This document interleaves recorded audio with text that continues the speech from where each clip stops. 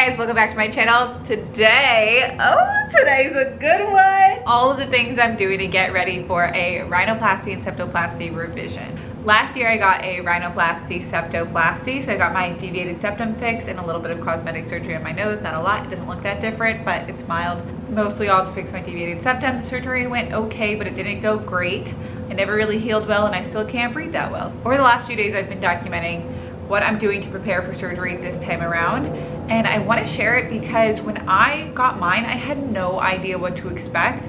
I Googled, the doctor was super vague. He's like, oh, it'll be fine in a couple of days. It took me for a loop. If it's something you're considering, I really feel like this is the video you should watch beforehand.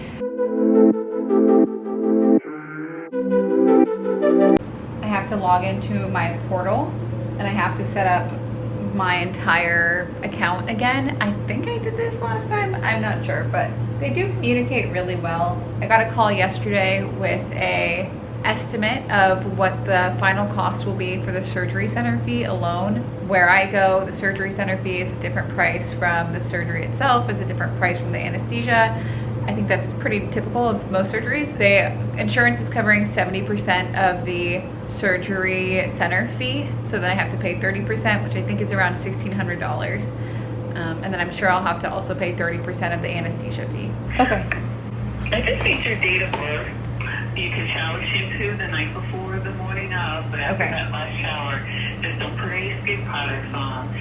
Deodorant is fine, but no lotions, powders, creams. Okay, so sorry, I can drink water and coffee before 9 a.m.?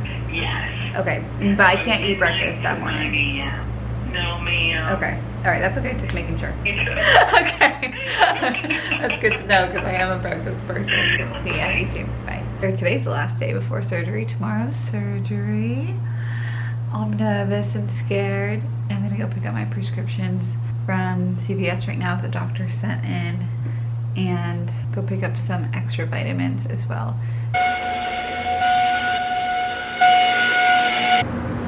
I went to CVS and picked up all my medication. So we have predenisine, which I don't remember which one that one is. Which one is that? That's the steroid.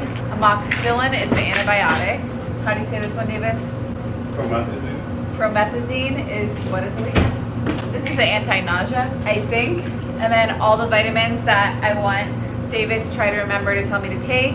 D3, magnesium glycinate, that needs to be taken at night. And probiotic, which I don't take regularly now, and fish oil. But I want to start taking it regularly after this because antibiotics have such a big impact on your gut. So I want to combat that with a good probiotic so that you can read the instructions. And I think that's everything. Medicine's laid out. House is clean. Oh, I took my everything shower yesterday. I washed my hair. I shaved. I cut my nails. That's all I really do. But I did all of that because I'm not going to be able to shower for a few days. Grooming is one of the things like you don't really talk about when you're getting surgery, but you have to groom. So actually tonight I have to thread my eyebrows. Beautiful. Literally perfect. The only thing I didn't pick up in terms of medicine was the painkiller. I don't remember exactly what it's called. It's like a very intense painkiller. I didn't pick that up because I don't want it. I don't want to get high on drugs. Now I just have to make sure like all the food is ready. I'm gonna keep it simple. This is all soup. I froze all of this soup like a week and a half ago. I'm gonna move this to the fridge and let that defrost overnight, and then if it's not defrosted by tomorrow, no big deal. You can just put it in like a pot of warm water and it'll continue to defrost, and then you can just heat that over the stove as normal. But that's that. I'm gonna make some chia seed pudding. I'm just gonna do 3 for now because I think by day 3 I should be feeling a little better, and by day 3 I can probably make myself some oatmeal or eggs or whatever it is that I am in the mood for. But the first 3 days, you never know. So we'll do chia seed pudding. They keep it super simple. It's like 2.5 to 3 tablespoons of chia seeds in each one, about a cup of milk in each one, about a cup each. I'm not gonna measure, I don't think it's that serious. The mistake that I made last year, I didn't do any prep because I was living with my mom. So she did everything for me, and I think I just, especially after surgery, or really when your body is going through anything, protein is like the last thing you want to put in it that you're like craving or want to eat because it's just more work and more effort for you in your body. I had a very low protein diet after my surgery for, I mean, at least a couple months. After the first week, I started to like have Greek yogurt bowls again and eggs again and stuff, but I still wasn't eating a lot. I honestly liked the way that the low protein diet felt on my digestion and all that stuff, but eventually it got to me. I lost a lot of muscle mass and a lot of fat came in its place. So I'm trying to prevent that this time. So I put some plain collagen in. I wish I had some Manuka honey, but I don't. Just like a couple teaspoons to a tablespoon in each one. Today's surgery day. It's 2 weeks from when I last filmed because surgery was actually postponed, which was the craziest, weirdest, random fluke thing. But my doctor was on a flight and the flight was canceled and didn't make it home, which is fine. But in those 2 weeks, a lot happened. So we were at my mom's house. We moved out of our apartment and into here, and that was the plan the whole time. But the plan was obviously to get surgery and be on a healing thing before that. But that's okay. So we're all moved in. It's 5:30 a.m. and we're ready to go. So I can't have any makeup on. Have to have my glasses on, not my contacts, no jewelry on, button-up shirt, and all the same prep that I did at home at the apartment is done here as well. So the soup is defrosted and ready to go, and chia seed pudding is still, it's a different one, but it's still made and ready to go. I'm nervous. I think it'll be fine though. I just don't want to do it again. But I've been breathing really bad lately, so I think that's a good sign that I made the right choice. Hopefully I can start sleeping through the night. It's day 2. I planned on filming yesterday, but it was just too hard. All the stuff for every day, and I sleep right here so I can elevate my head. This is the drip pad that catches any blood that drips from my nose, and my face swelled a lot yesterday. It wasn't like that when I got home, but it swelled overnight. And what else?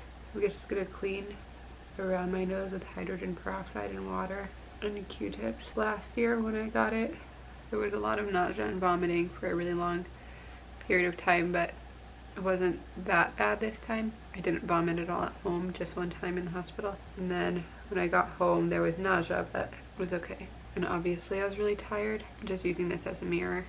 And my tiredness, like right now, comes and goes in spurts. Sometimes I feel like I have enough energy to make breakfast, and then like that energy is gone so fast. I'm not really doing a ton for the swelling because it's hard to put ice on it without getting my cast wet. That's okay. I'm taking Manuka honey because I think that's supposed to be healthy. Okay, this is a saline spray, 2 times in each nostril. I don't like doing this. I think David might be better at doing this for me because he shoots it up faster, so it actually goes up. But when I do it, I feel like I do it too slow. That one is done. I have to do this every 2 hours. Afrin is just 1 spray per nostril. Now, David, do you know how often I'm supposed to put or you're on your meeting, sorry. This ointment, it's like an antibiotic cream ointment. It goes on my stitches. And then I orally take an antibiotic in the morning and in the night, and a steroid for like 6 days. So far, the thing that like I feel the most is just having to breathe through my mouth and the discomfort in my nose. It's from the cast in there, but not necessarily pain. So now I get a new pad of gauze, put a little bit of ointment on it, and then I put it underneath my nose again. And that's my new drip pad. I put it around my ear, and that's it. That's what I do every day, every couple of hours. A follow-up appointment on Friday. Today's Wednesday, so I'll just repeat all of this until Friday. Sleeping's kind of hard, but it's okay. I have like a small fever, but other than that, I feel a little better. That's all. I'm gonna take a nap. Good morning, day 3. It's Thursday. It's morning time. I'm gonna make breakfast.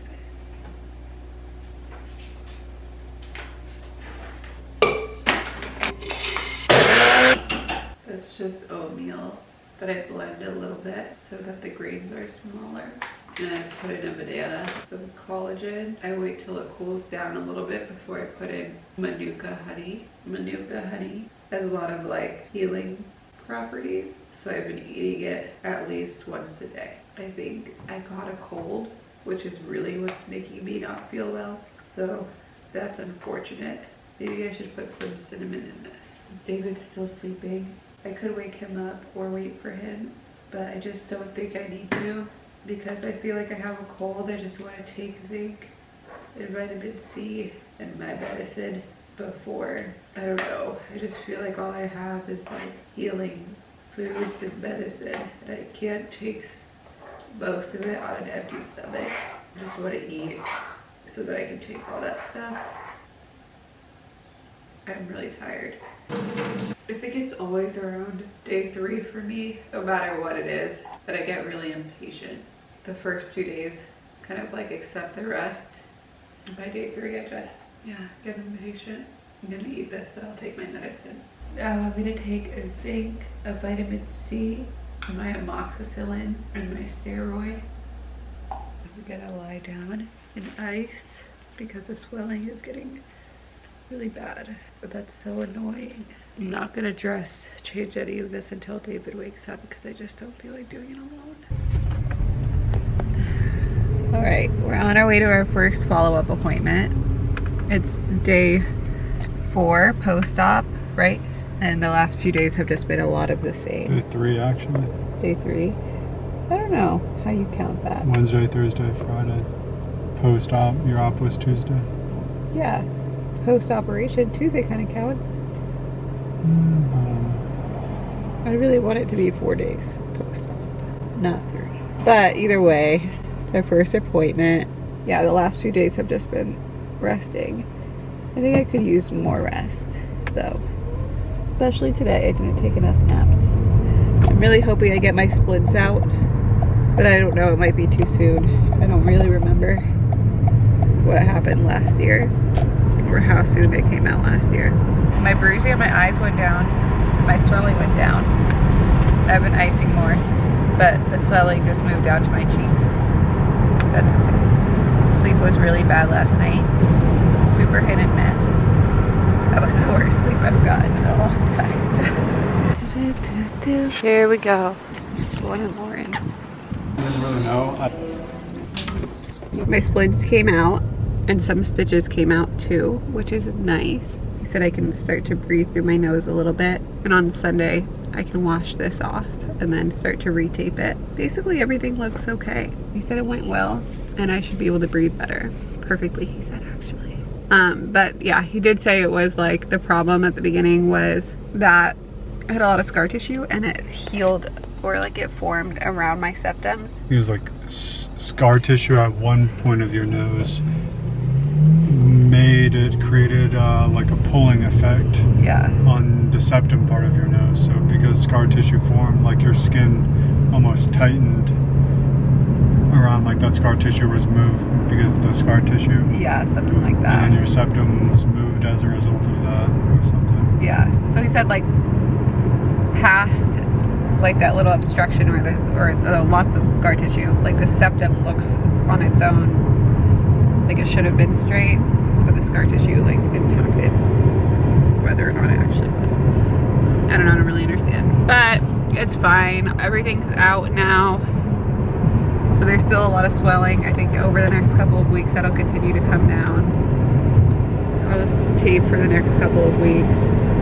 I'll use this saline rinse for the next couple of weeks. Well, this is the worst night of sleep I ever recall having in my life. It's 4 a.m. the day after I went to the doctor for the first time, so it's still like that post-op date, and it's just been so bad. Like I am so congested to the point where like I can't even swallow. Like it's worse now than it was when I had the stents in for some reason.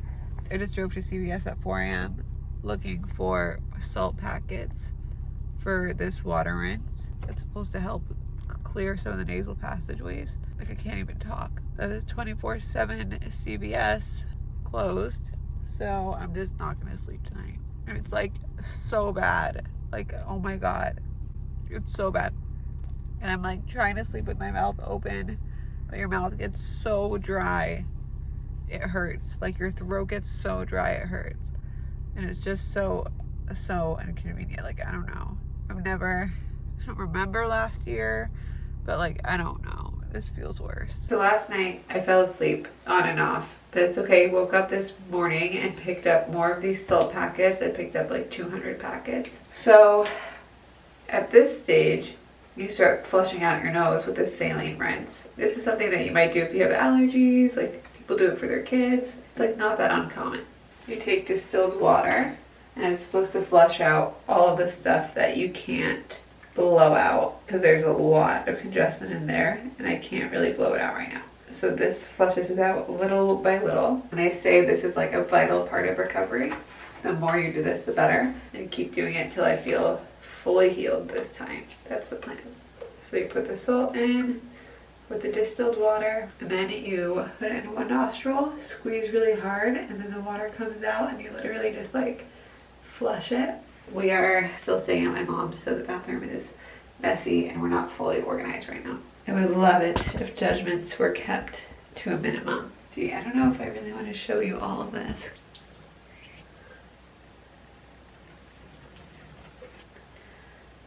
What's tough right now is even after that, I just feel like it's not fully draining. And it's fine, it's not supposed to fully drain right away. But I just feel like the water is supposed to go up and out, and it's just going up and out from the same side instead of switching sides. Like there just feels like there's still a lot of blockage. So I'm not getting all the relief that I anticipated getting. But whatever, patience is a virtue. Today I'm gonna try to rest a little bit more than I did yesterday. Because I think that lends so much to healing and I just didn't rest enough yesterday. Hi. How are you doing? So this is from yesterday? Yeah. Okay. So she's supposed to change it every day now? Yeah, do you know? Oh, taping?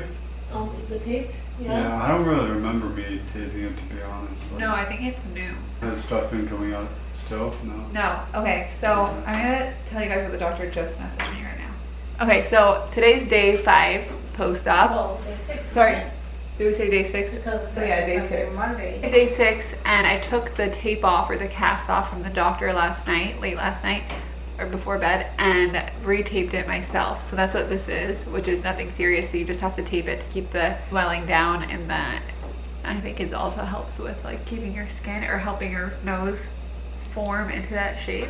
Okay, so I've been doing the saline rinse, and I mentioned that it's not going up and out, and then I messaged the doctor to tell him like something doesn't feel right or it feels like there's like a cinder block in my nose. And on my Instagram messages this morning, somebody DM'd me and said that the saline rinse didn't work for her, which I had never heard. I've only heard that the saline rinse is like the most important thing. So I messaged the doctor yesterday. The doctor responded, or the doctor's assistant responded, and told me to keep using the saline rinse. And I was like, okay, but it's not working. And like the other girl on Instagram said, don't keep using the saline rinse. He's supposed to go in and take stuff out if that's happening. And then like you can blow your nose eventually and stuff will come out when you blow your nose. But everything that they tell you not to do, like don't blow your nose, don't tilt your head, whatever, she said like she had to do all of that to get the stuff out because the saline rinse didn't work. Yeah.